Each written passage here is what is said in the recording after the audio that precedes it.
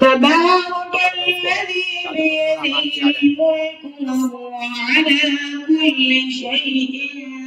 قدير الذي خلق الموت والحياة ليبلوكم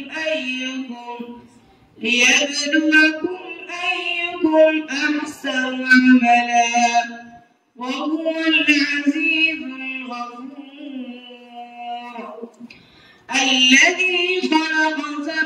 سماوات طباقا ما ترى في خلق الرحمن من تفاوت فارجع البصر هل ترى من فطور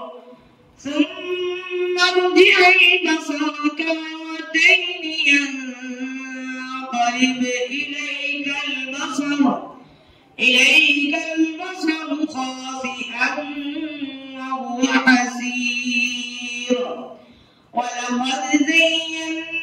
السماء الدنيا بمصابيح وجعلناها رجوما للشياطين وأعتدنا لهم عذاب السعير وللذين كفروا بربهم عذاب جهنم وبئس المصير صدق الله العظيم.